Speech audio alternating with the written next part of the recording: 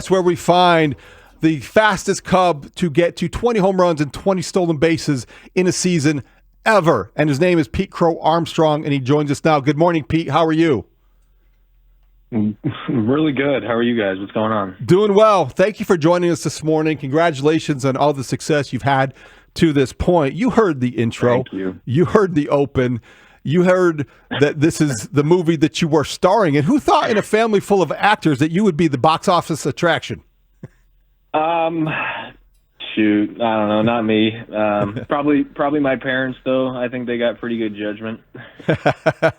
Let's talk about the success that you have had and your parents and all the people in your life and in your inner circle, Pete, because I imagine the success has come quickly, and this season has been so much fun to watch and I'm sure to experience. How difficult is it to stay humble amid all the hoopla? I think hoopla is a very good choice of word, only because that's really all it is. I mean, I think it's nice, like, you know, when my only focus is showing up to the field every day and preparing myself to go play 9 innings of baseball. You know, I love the game, and I think that what I enjoy most is just, you know, my time spent, you know, here at Wrigley and all the hours that nobody really gets to see. I think I got no choice to be humble because this game is so hard, and you know, I think whatever success that I'm seeing right now is new to everybody, and you know, I want to be able to keep it going as best as I can this year. So there's no reason to get ahead of myself and think that this is anything more than just a little bit of success in the first half. It is such a hard game, and you have made it look easy, and I know that it isn't. But just curious, from your perspective, maybe if there's something technical to explain it. Maybe it's just a lot of breaks going your way. But how do you explain why you've been able to make the jump this season as quickly as you have? I mean, just having a year of experience, a year and some change, I guess, that's huge. And I think that, you know, just being able to know what I'm doing that much better is big. But, you know, I mean, yeah, I would say that I'm just growing up a little bit, and I'm really relying on a lot of good people around me to kind of steer me in the right direction, and that's what's worked. You know, I think there's a few things, you know, physically that I could probably attribute to, you know, certain success that we actually see with the bat, but like I just mentioned a second ago, I think it's more so the work behind the scenes and the work on myself that is playing the biggest part in any sort of success we see here. Managers like Terry Francona have mentioned the elite bat speed, and other people have talked about your swing and how you have generate so much power for a guy that isn't, you know, imposing. You're big enough, you're strong enough, and you're athletic enough, but you wouldn't expect that you would be necessarily leading the Cubs in home runs if you looked at around the clubhouse. To what do you attribute your burst of power, and have you made some technical changes with your swing that have made a difference? I wouldn't say any real changes. I think the swing, you know, the swing is in a good spot, and it was in a good spot coming into the off season. But I think bat speed wise, I think I would have to go and say that I'm using a 34 now, a 34-inch bat. So I think being able to move a little bit more mass at a really efficient, you know, or in a really efficient way, I would say that's probably why balls are flying a little further more regularly. You know, I just getting to be able to move a little bit of a heavier stick towards the baseball, I think is just, I'm no scientist, but I think that's why you're seeing more balls fly a little further. We're talking with Cubs star outfielder Pete Crow-Armstrong here on Mully Haugh Chicago Sports Radio 670 The Score. Pete, today is a big day at Wrigley Field. We got news this morning that Sammy Sosa will be there. Introduced to the fans on the scoreboard, we believe, in the second inning. We'll be touring the facilities before that. As somebody who grew up, whose dad was a Cub fan, growing up locally and in the area, as a student of the game, what does Sammy Sosa being there today mean to you? Shoot, I mean, I got to see him already this morning, actually, which was really nice. I think having him back is very important. I think that, and I don't really know all that much about his journey over the last 10 to 20 years. But being a watcher of baseball, I think it's really hard not to appreciate what he did in a Cubs uniform. So I'm glad he's back. It was nice to see him excited. At least that's what it seemed. And I mean, the energy that guy has towards baseball and the enthusiasm he's got towards all of our processes as current Cubs right now, it's awesome. He's super supportive, and I think it's right that he's back in a place that he spent a lot of good years. What were the circumstances that you met this morning? Where was it, and how surreal was it for you? It was just right outside the clubhouse. I think and this is not a knock at all, but I think it's gotten a little less of a wow moment as I've gotten to interact with him a little bit more. He really just kind of gives off a real feeling of love towards the game of baseball. Like I just said, his enthusiasm towards just talking about the game is amazing, and it's really cool seeing him every time. Just because the first time me and him connected, he was super complimentary about my game, and that was before he had seen anything happen this year, and that was before I had a lot of anything to show for it. So it means a lot hearing nice compliments from a guy like that. When he did it so successfully for a while. Pete, guys like me describe your approach on a daily basis as being someone who's charismatic or exuberant, maybe a tad bit flamboyant at times. How would you describe your style of play and what you bring to the ballpark each and every day?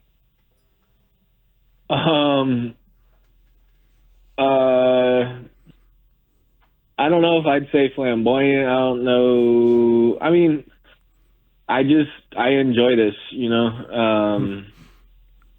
and I've had times where it's hard to enjoy this. So I think this year, a part of the approach that you mentioned, I think showing up to the field, ready to play is one thing, but showing up to the field wanting to get something out of the day here, and being able to impact the 40,000 that give their time to us. I think there's just been more of an emphasis on that this year. We play at a really special place, and I mean, my style of play I think fits here. People love coming to the ballpark, and that's just a great opportunity for me to go be myself and match that energy that everybody brings in. I love competing, and I get the most out of myself when I want to go out and win ball games, and whatever that brings out of me, it brings out of me. But I think the best part about that is that it's all just authentic. Well, you got Craig Counsell to smile and even laugh a little bit, so that's no small thing. No, I got that guy busting out in belly laughs all the time. How would you describe your relationship with the manager? I mean, it's great. He's one of the best people I've been around in this game, no question about it. He's great. He's such a thinker, and I think that really benefits us when it comes to in-game situations, and I think that benefits us in the clubhouse as well. When I think I can look at him and see that we really got a guy who cares about us, and he cares about the game as a whole, and the big picture that we're all playing for every day. So, Counts has done such a good job. Dating back to last year when he started, he's just done such a good job of leading a really good Cubby team, and I'm glad that we're backing it up and backing him up a little bit better this year. And I think the relationship with Counts is exactly where I would want it to be if I was looking back a year ago, wondering where I'd be at now. I think it's exactly where I'd want it to be. We're talking with Pete Crow-Armstrong here on The Score. Okay, so we need a clarification, Pete. You've been called a variety of nicknames, and just curious which one you prefer. Is it MVP? Is it PC Awesome? Is it Pete Crow AllStar? Which of these are better, or have you heard one that's even better than any of those? My my buddy's got some nicknames for me that I hear probably a little more regularly. Some are not so kosher. But no, I just, I like being called Pete, and I know that PCA has kind of taken off over the last couple of years. I'm not the MVP. I am not an all-star yet. So, slow down. If I say anything about it, I'll just say that I appreciate people associating my name with those kind of words and titles. I think that's really cool. But all that stuff, it's becoming real to me, and it's not so bewildering and funny anymore. But it is really cool. It's a great answer. Really cool. Yeah, and I think your humility is coming through. And I'm just curious, so you help us also understand this. Your dad grew up a Cub fan, and as the story goes, the more you accomplish, the more people talk about you and get into some of your past. Did you watch the Kerry Wood 20 strikeout game growing up regularly as you were a young baseball player learning the game? Does that resonate with you? What's the story behind that? Yeah, I guess the way it went, according to Mom and Dad, was there was very few mornings when I did not go into their bedroom and wake them up asking to go play some baseball. That was my thing, was, waking them up at early hours and saying, let's go play baseball.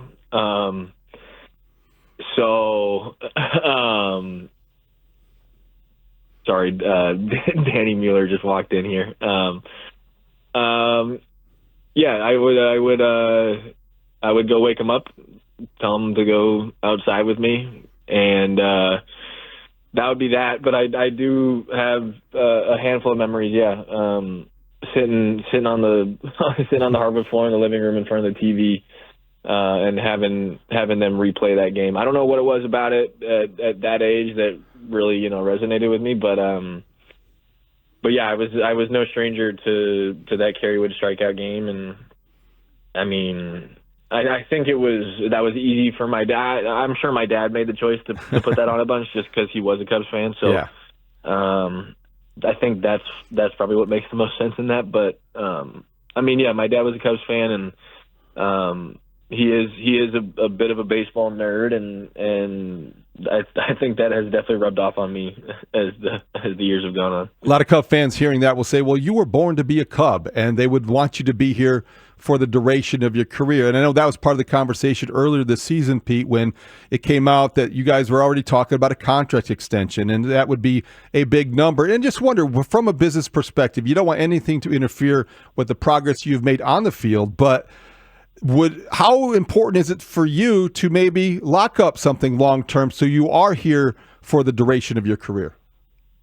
Well, yeah, that's the goal. I think, I think what's important to me is being somewhere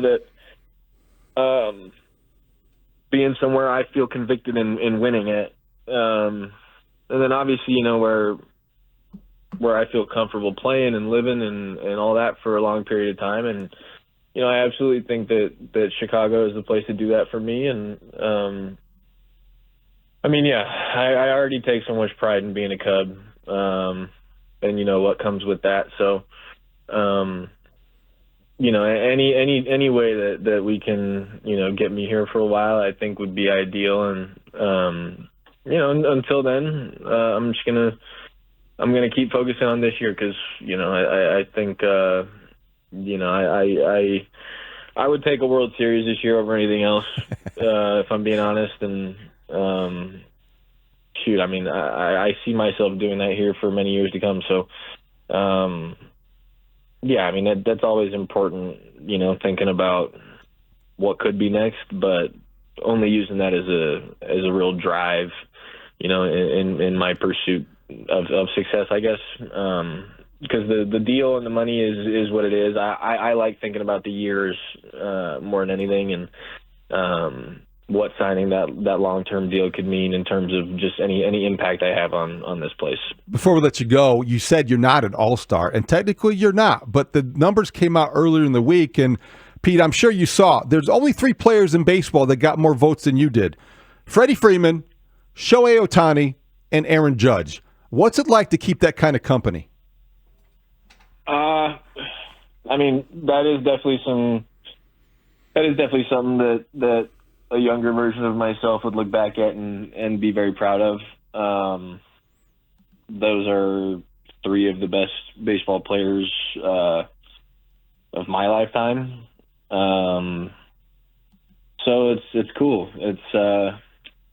That's special, but I think the coolest part about that is I remember AllStar voting and whatnot when I'd go to Dodger games growing up, and it was getting close to the break, and they had all the ballots out there, and I'm sure they're probably just on like QR codes now, but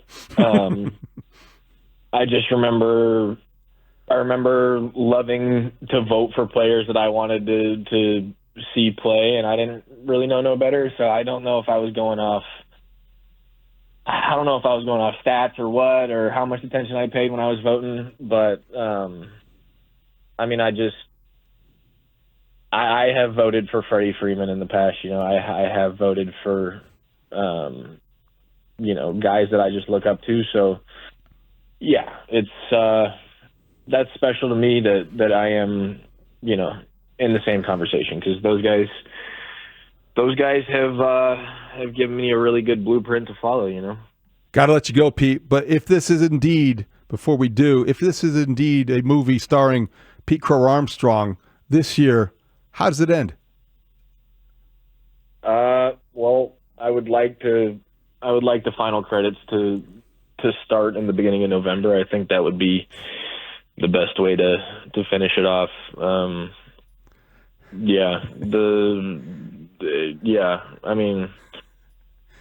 I don't want to be the star of a movie, if I'm being quite honest with you. I would rather it be some funny montage of the whole team and what we've done as a collective. I think that would be the ultimate reward. So that's how I'd want our movie to end here, is sometime after October, when we can spend a little extra time in Chicago having some fun celebrating something. Well, you got quite a cast, and thank you for the drama so far. Best of luck the rest of the way. Thanks for joining us this morning, Pete. You bet. Thank you, guys.